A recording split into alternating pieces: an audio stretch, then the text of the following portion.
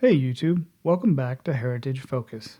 Today we're looking at the Zeiss Otus 85mm f1.4 ZE on the Fuji GFX 100S. On the GFX platform and most medium format platforms, this lens would be considered a shorter telephoto lens equivalent to a 68mm f1.2 in full frame terms. In 2009, Zeiss software engineers had a breakthrough. They created a lens software package that allowed them to design lenses and then generate lifelike images just as if they had been shot through that same lens. Essentially, they no longer had to manufacture a lens in order to see how it would perform. Using this new software capability, Zeiss optical engineers started to design a successor to the planar 50mm f1.4 that would be better in every conceivable way. In 2011, they finalized the design of the Otus 50mm lens, and it was remarkable in a number of dimensions, including resolution, contrast, and it was even an apochromatic design. In 2012, it was introduced, and in 2013, the sister lens, the Otus 85mm f1.4, was released. There has never been any redesign or change to the Otus family of lenses since they were released. The lens design consists of 11 elements in 9 groups and has a 9-bladed aperture. All Zeiss Otus lenses have the famous Zeiss T-star coating. The version we're reviewing today is the ZE version made for Canon cameras. It's identical to the ZF.2 Nikon version except for the mount. As this is not a native Fuji GFX lens, we'll be using a Fringer Canon EF to GFX adapter.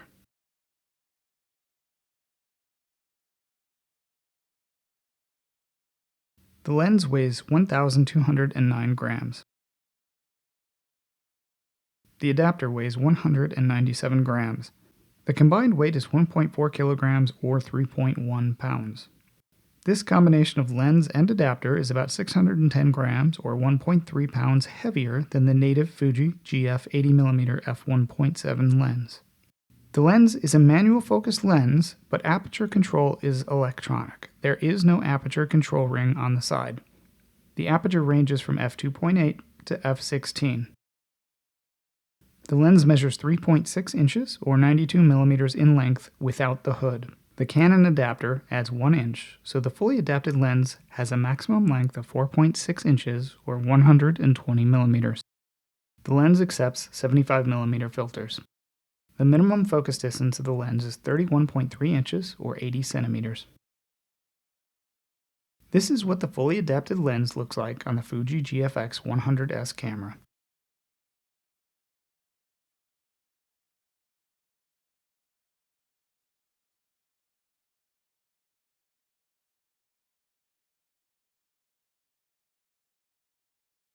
Finding a copy of the lens is relatively easy, as it is still sold new today at the usual stores like B&H Photo and others. Finding a good condition used copy can be a bit more difficult, but it's the most economical way to go, cutting 50% or more off the price of a new lens. At the time of filming, KEH and Used Photo Pro were the only premium pre-owned lens dealers with availability. Between them, they only had 2 copies, ranging from $2,135 to $2,399 US. There is a good selection of the lens on eBay. There were 32 copies available at the time of filming, ranging from just under $2,000 to new lenses around $4,500. Let's take a look at some sample images and see how the lens performs on the Fuji GFX 100S. Regardless of producing this video in 4K, YouTube will compress these images, so please remember that the full resolution images are always available to you to download at heritagefocus.org. Since the lens was designed for the 35mm format, Vignette is a factor to be considered when shooting with this lens. The lens does cover the 33x44 medium format sensor, but Vignette is apparent through about f4. It performs better than most full-frame lenses in this regard, but it is still not on par with native medium format lenses. Wide open at f1.4, you can expect a vignette of just under 2 stops in the extreme corners. Bokeh is very impressive with this lens. Being an f1.4 lens on full frame, it's roughly equivalent to an f1.2 on the medium format sensor. Out of focus areas are exceptionally smooth. Fine background details are essentially turned into a soft mush with a gentle color palette by this lens.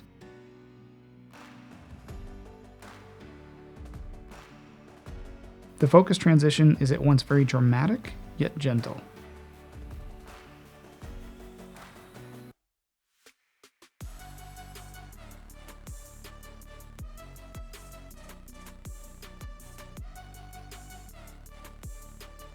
Out-of-focus specular highlights wide open are rendered pleasingly. They are more circular towards the middle of the frame and show a bit of the aperture shape towards the edges. Flare control on the lens is above average. I tested the lens without a hood on, as I test all lenses, to truly get a feel for flare control. Combined with the T-star coatings, the lens does a great job controlling flare, but it will flare in direct sunlight and in some cases indirect sunlight as well. Flare typically consists of a brighter center with purple or green spots radiating away from the light source. The lens design is apochromatic and as such has very limited chromatic aberrations. Typically one will not find much in the way of green or purple fringing, and where it does exist it's easily resolved using most photo editors. Sharpness is probably the strongest area for this lens.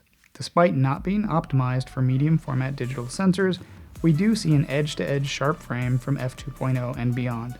Even at f1.4, the image is very sharp across the frame, and if this lens was evaluated against a full-frame sensor, I have no doubt the image would be sharp edge-to-edge even at f1.4.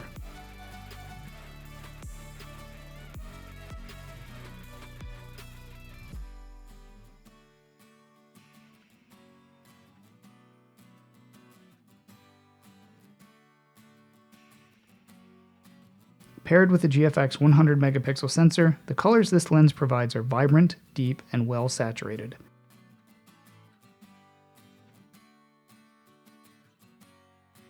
The color rendition is very modern, reminding me in a number of scenarios like Canon L glass. It's very vibrant, rich, and contrasty.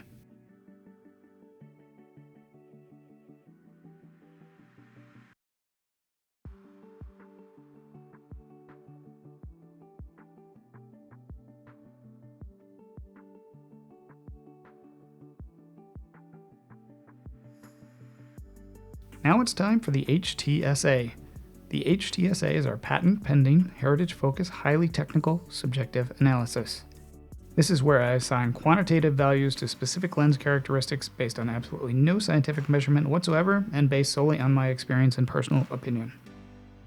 When it comes to bokeh, I rated it a 10 out of 10. It's extremely impressive and it reminds me very much of my 50mm f1.4 Summilux for the M system. Color is a strong suit, receiving 10 out of 10. Everything just pops with this lens. When it comes to character, the lens doesn't have much. It's designed to be perfect in so many ways that it has a very clinical rendering. If you're looking for perfection, this lens is pretty close to it. If you're looking for unique character and vintage charm, this is not your lens. 2 out of 10. Flare control is very good and on par with the best modern native GFX medium format lenses. 8 out of 10. Size is a bit large, even by medium format terms. It's not overly long, but it has a rather beefy diameter. You're not going to lose the Otus in your camera bag, that's for sure. 4 out of 10. Weight is a major weakness here. The native GFX is almost half the weight. The lens will give you and your wrist a workout. 2 out of 10. Price is another weakness of the lens. Given that the price of a new native GF 80mm lens is about the same or even cheaper if found on sale, the average asking price of around $2,400 USD on eBay seems a bit high. That's it for the Otus 85mm f1.4 ZE on the GFX 100S. If you enjoyed the content and found it useful, please do the thing and that other thing. Thank you again for watching Heritage Focus. And remember that you can always download the full resolution samples of the images shared today at heritagefocus.org.